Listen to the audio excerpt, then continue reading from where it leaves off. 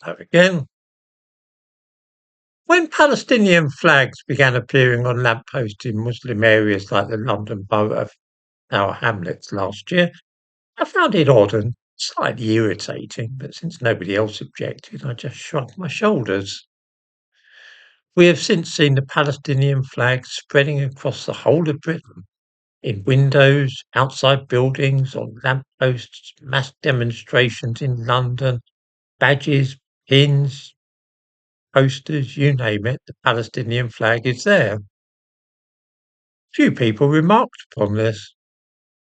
We previously saw something similar with the Ukrainian flag, of course, which was being flown from churches, town halls, and other public buildings all over Britain, and many people started using it on their Facebook pages as well. All this seemed quite normal and unremarkable to almost everybody in the country.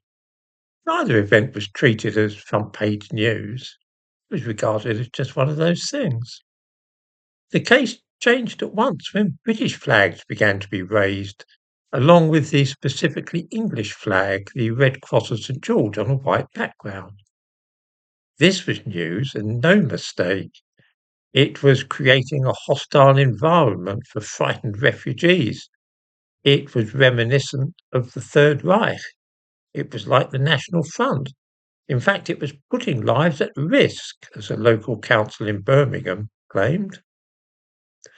Although nobody had worried about this for Palestinian and Ukrainian flags, local authorities suddenly discovered an obscure piece of legislation for which nobody has ever been prosecuted, and they threatened to use it against anybody hanging British flags on lampposts.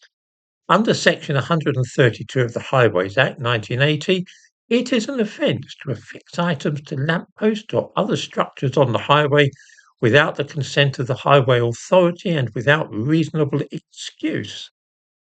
The highway authority can remove such items, and the local authority has primary responsibility for enforcing the legislation.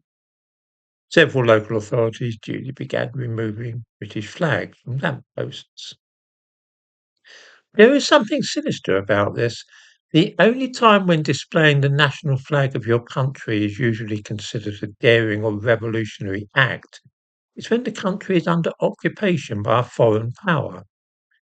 Raising the French tricolour in occupied France during the Second World War was an act of resistance. How times have changed in this country. During the Silver Jubilee in 1977, Union Jacks were hanging from lampposts across the whole country, and I don't believe that any local authority went hunting around for obscure pieces of legislation under which they could remove them. But then in those days, displaying our national flag was a sign of patriotism rather than being denounced as a right-wing political act. What do viewers think has changed here? Other, of course, than the fact that foreigners are increasingly dictating the narrative to which we in Britain must adhere.